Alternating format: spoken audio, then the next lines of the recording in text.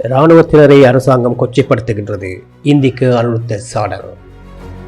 சுதந்திர தின நிகழ்வின் போது நாட்டின் பாதுகாப்பிற்காக உயிர் தியாகம் செய்த இராணுவத்தினரை கௌரவிப்பதை விடுத்து அவர்களை டிட்வா சூறாவளியின் போது உணவுப் பொட்டலங்களை வழங்கியவர்களாக மட்டுப்படுத்தி ஜனாதிபதி உரையாற்றியமை கவலை அளிப்பதாக முன்னாள் ராஜ்ய அமைச்சர் இந்திக்கு அனுத்த தெரிவித்துள்ளார். பத்திரமூலையில் உள்ள ஸ்ரீலங்கா பொதுஜன பெரமுனவின் தலைமையகத்தில் இன்று 2026-2/5 நடைபெற்ற ஊடகவியலாளர் சந்திப்பில் கலந்து கொண்டு கருத்து தெரிவித்த அவர், தற்போதைய சபாநாயகர் பாரிய நிதி மற்றும் அதிகார துஷ்பிரயோகங்களில் ஈடுபட்டு வருவதாகவும், எரிபொருள் முறைகேடாக பயன்படுத்தியமை தொடர்பாக லஞ்ச ஊழல் ஆணைக்குழுவில் அவருக்கு எதிராக முறைப்பாடுகள் செய்யப்பட்டுள்ளதாகவும் குறிப்பிட்டார். அதிகாரப்பூர்வ இல்லங்கள் தேவையில்லை என கூறிய ஆட்சிக்கு வந்தவர்கள் தற்போது 2 உத்தியோகபூர்வ இல்லங்களை அனுபவித்து வருவதாகவும், இந்த முறைகேடுகளை சுட்டிக்காட்டிய பாராளுமன்றத்தின் முன்னாள் பிரதி செயலாளர் பதவியில் இருந்து நீக்கப்பட்டுள்ளமை ஒரு மோசமான முன்மாதிரி என்றும் அவர் சாடினார். රාජපක්ෂ දඩේම දිහා විතරයි බලන් ඉන්නේ. අපි පහුගිය දවස්වල අපි දැක්කේ ඒකයි. 3 වෙනිදා ශිරන්ති රාජපක්ෂ මහත්මියව FCID එකට, නාමල් රාජපක්ෂ මහත්තයාව CID එකට.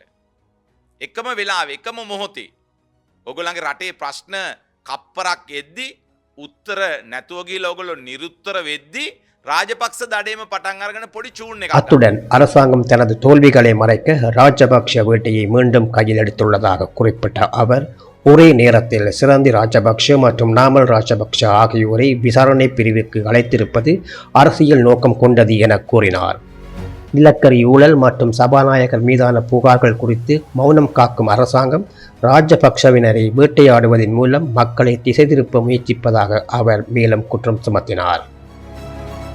சுதந்திர தினத்தில் இராணுவத்தினரை வெறும் நிவாரண பணியாளர்களாக சித்தரிக்கப்பட்டதை கடுமையாக விமர்சித்த அவர், முப்படையினர் சம்பளத்திற்காக மட்டும் பணியாற்றியவர்கள் அல்ல எனவும், அவர்கள் பயங்கரவாதத்தை ஒழித்து நாட்டை ஒன்றிணைக்க உயிர் தியாகம் செய்தவர்கள் என்பதையும் சுட்டிக்காட்டினார். ஜனாதிபதி தனது உரையில் இனவாதத்துக்கு இடமில்லை என கூறியதை வரவேற்ற அவர், அதனை சொல்லில் மட்டுமின்றி செயலிலும் காட்ட வேண்டும் என வலியுறுத்தினார்.